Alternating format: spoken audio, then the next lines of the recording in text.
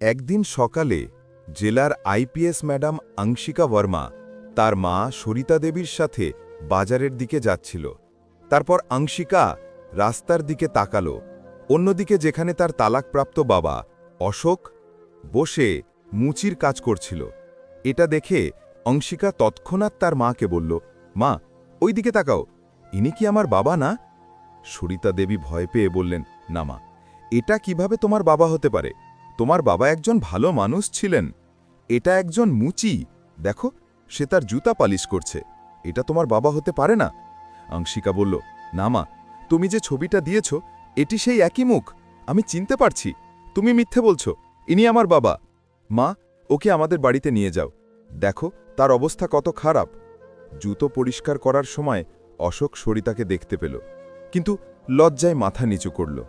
সে তাদের দেখামাত্র চিনতে পারল। এই সব অংশিকা দেখছিল। ঠিক সেই মুহূর্তে সে নিশ্চিত হয়ে গেল যে এটা তার বাবা, কিন্তু সরিতা তাকে সেখান থেকে টেনে নিয়ে যেতে লাগল। তিনি বলছিলেন, এটা তোমার বাবা নয়, তোমার একটা ভুল বোঝাবুঝি হয়েছে, চলো বাড়ি যাই।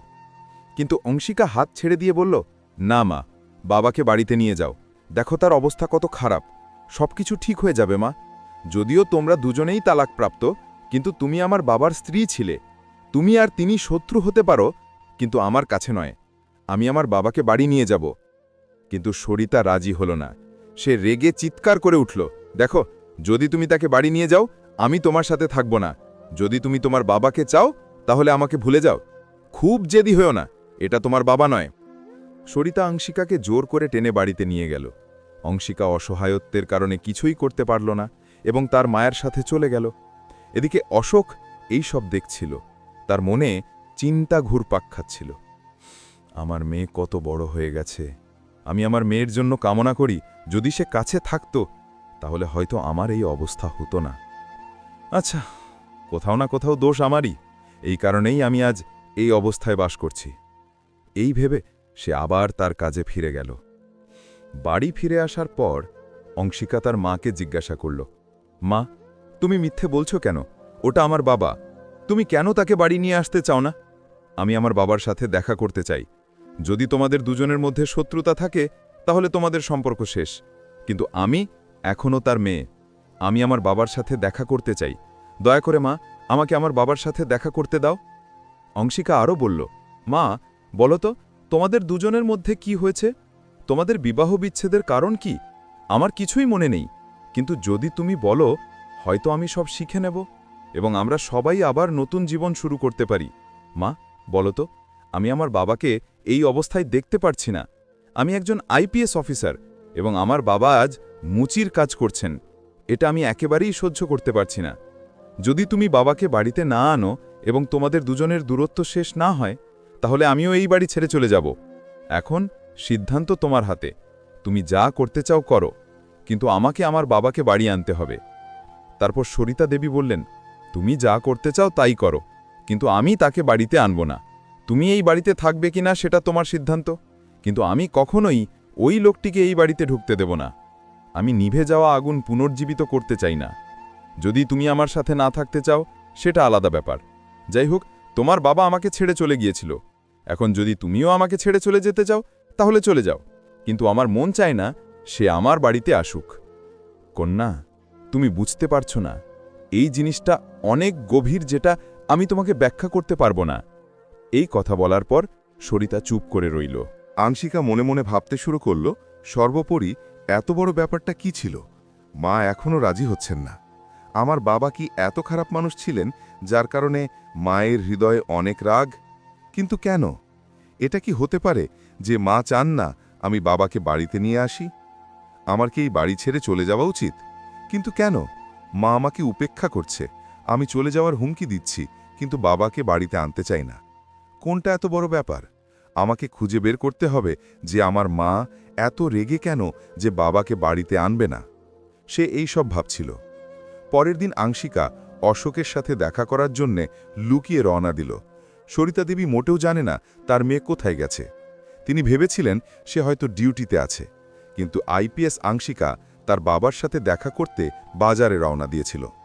সেখানে পৌঁছে সে দেখল যে তার বাবা আবার একই জায়গায় জুতা পালিশ করছে। আংশিকা তৎক্ষণাৎ তার পাশে দাঁড়িয়ে বলল, তোমার নাম কি? অশোক উত্তর দিল, আমার নাম অশোক। তারপর আংশিকা জিজ্ঞেস করল, তুমি কোথায় থাকো? অশোক বলল, আমার কোনো বাড়ি নেই, আমি এখানেই রাস্তার ধারে থাকি, আমার কেউ নেই। এই কথা শুনে আংশিকার চোখে জল এসে গেল। সে বলল, তুমি কি আমাকে চিনতে পারছো? অশোক লজ্জায় মাথা নিচু করে বলল, না, আমি তোমাকে চিনি না। তুমি কে? আমার কি ঠিকানা?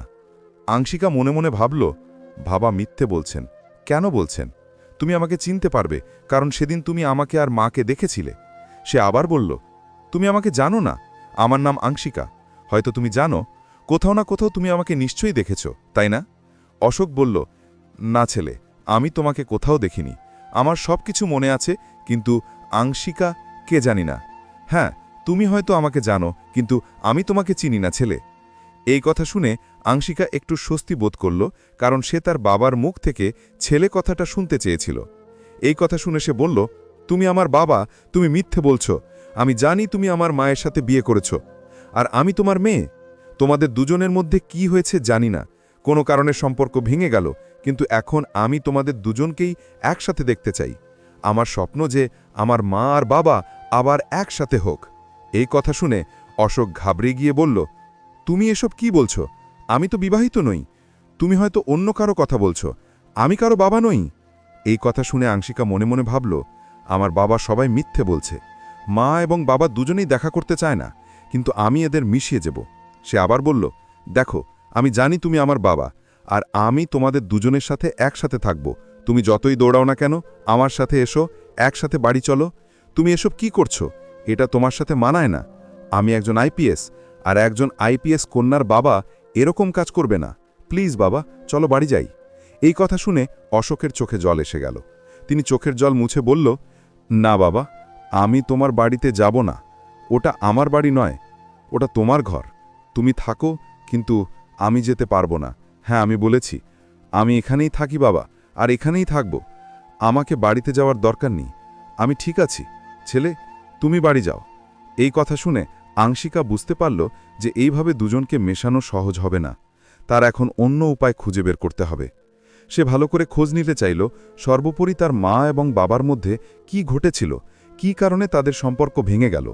সে দৃঢ় প্রতিজ্ঞ ছিল যে সেই সম্পর্ককে শক্তিশালী করার জন্যে যে কোনো কিছু করবে। সেই কারণেই পরের দিন আংশিকা তার মাকে জিজ্ঞেস করল, মা, তোমার কি কোনো বন্ধু বা সঙ্গী আছে? সরিতা দেবী বললেন, কেন নয় ছেলে, আমার বন্ধু থাকবে না কেন? বন্ধু বান্ধব এবং বান্ধবীরা ছিল, এবং এখনও আমি এক বা দুই বন্ধুর সাথে কথা বলি। যেমন তোমার অনেক বন্ধু আছে, আমারও একই রকম আছে। কিন্তু কেন ছেলে, কেন এই প্রশ্ন? আংশিতা বলল, না মা, আমি ঠিক এমনটাই জিজ্ঞেস করছিলাম। আমি ভেবেছিলাম তোমার বন্ধু নেই, মাঝে মাঝে বাড়িতে কেউ আসে না, এজন্যই জিজ্ঞেস করেছি। আংশিকার কথা শুনে সরিতা একটু সন্দেহপ্রবণ হয়ে পড়ল। হঠাৎ এই প্রশ্ন কেন? তারপর সে বলল, সত্যি বলো বাবা, তুমি কেন প্রশ্নটা করলে? আংশিকা বলল, মা, শুধু জিজ্ঞাসা করছিলাম, কারণ তোমরা আমার বন্ধুদের কখনো বাড়িতে দাওয়াত করো না, তাই ভাবছিলাম তোমার কোনো ভালো বন্ধু আছে কিনা।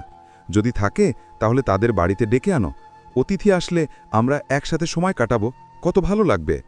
আংশিকার কথা শুনে সরিতা বলল, হ্যাঁ ছেলে, তুমি ঠিক বলেছ। আমার কয়েকজন বন্ধু আছে যারা কাছাকাছি থাকে, তারা বিবাহিত। যদি ডাকি তুমি অবশ্যই আসবে। পরের দিন সরিতা দেবীর বন্ধু বাড়ি এলো। সবাই একসাথে খেয়েছে, অনেক কথা বলেছে। এরপর যখন বন্ধু ললিতা বাড়িতে যেতে শুরু করল, তখন আংশিকা বলল, আরে আন্টি, তুমি বাড়ি যাচ্ছ? তাই তোমার নম্বরটা দাও, মাঝে মাঝে আমরা ফোনে কথা বলবো। ললিতা নম্বর দিল, আর আংশিকা সেটা লিখে রাখল। পরের দিন আংশিকা ললিতাকে ডেকে বলল, মাসি, আমি কি তোমার সাথে দেখা করতে পারি? আমাকে কিছু গুরুত্বপূর্ণ বিষয় নিয়ে আলোচনা করতে হবে। তুমি কোথায় আসতে হবে? ললিতা বলল, কেন ছেলে, তুমি কি নিয়ে কথা বলতে চাও? ফোনে বলতে পারো না? আংশিকা বলল, না আন্টি, কিন্তু আমি তোমার সাথে দেখা করে কথা বলতে চাই। এটা খুবই গুরুত্বপূর্ণ। আমি কি তোমার বাড়িতে আসতে পারি? ললিতা বলল, হ্যাঁ বাছা, যদি তুমি বাড়ি আসতে চাও তাহলে এসো, যা বলার আছে বলবো। অনুসরণ করে আংশিকা তার বাড়িতে গিয়ে জিজ্ঞাসা করল, আন্টি, আমার মা আর বাবার কেন ডিভোর্স হয়েছে বলো? তাদের আলাদা হওয়ার কারণ কি ছিল? এবং আমার বাবার অবস্থা এত খারাপ কেন হয়ে গেল?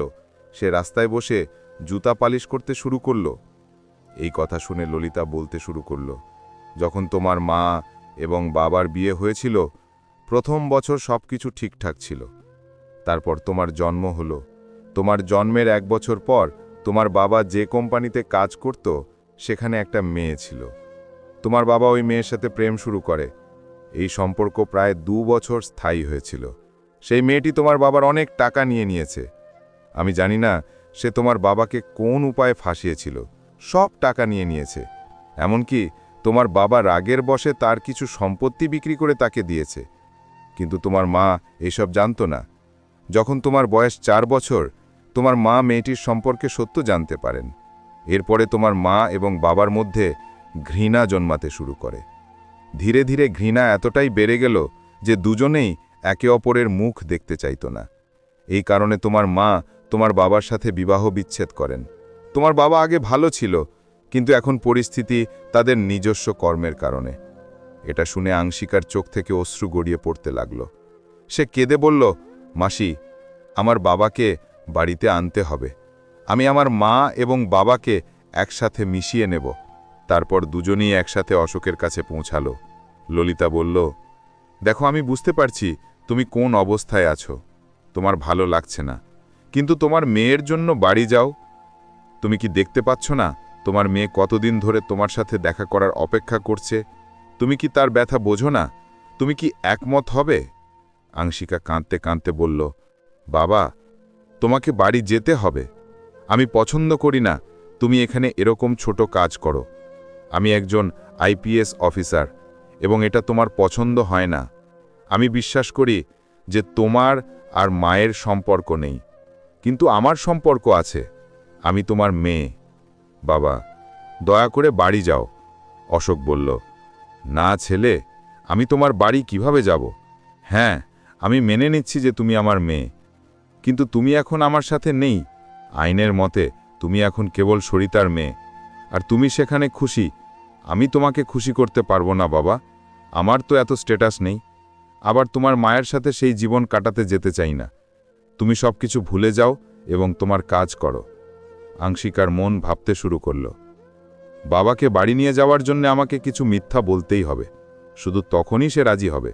সে বলল, না বাবা, তুমি ভুল। তুমি আমার বাবা এবং আমি তোমাকে ভালোবাসি।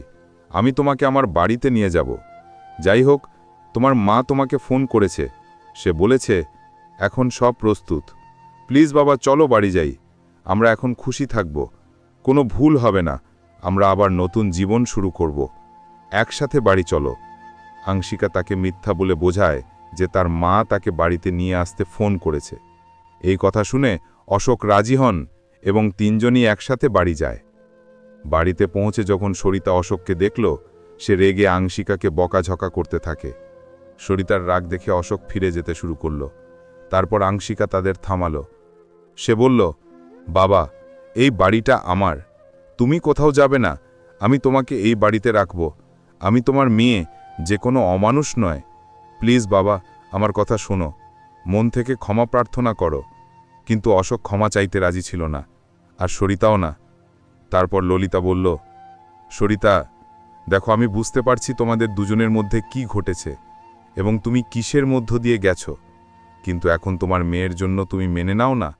তোমার মেয়ে এখন বড় হয়েছে এবং তার বাবা ছাড়া জীবন অসম্পূর্ণ মনে হচ্ছে।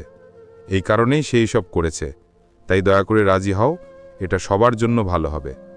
তারপর আংশিকা কেঁদে কেঁদে বলল, মা, তোমার সামনে আমি হাত জোড় করছি। দয়া করে দুজনকে মিলিয়ে দাও। আমি কিচ্ছু চাই না, শুধু তোমাদের দুজনের সুখ প্রয়োজন। আংশিকার কথায় অশোকের চোখে জল এলো এবং সরিতাও কাঁদতে শুরু করল। এইভাবে আংশিকার সাহস এবং প্রজ্ঞা দিয়ে তার বাবা মাকে আবার একত্রিত করল এবং সে তার বাবাকে ফিরে পেল। বন্ধুরা, যদি এই ভিডিওটি তোমাদের ভালো লেগে থাকে তাহলে দয়া করে লাইক করো এবং যতটা সম্ভব শেয়ার করো। আর আমাদের চ্যানেল সাবস্ক্রাইব করতে ভুলো না, কারণ এখানে তোমরা উত্তেজনাপূর্ণ এবং বাস্তব ঘটনা ভিত্তিক ভিডিও পাবে। বন্ধুরা, তোমরা কোথা থেকে এবং কোন দেশ থেকে এই ভিডিও দেখছো অনুগ্রহ করে কমেন্টে জানাও।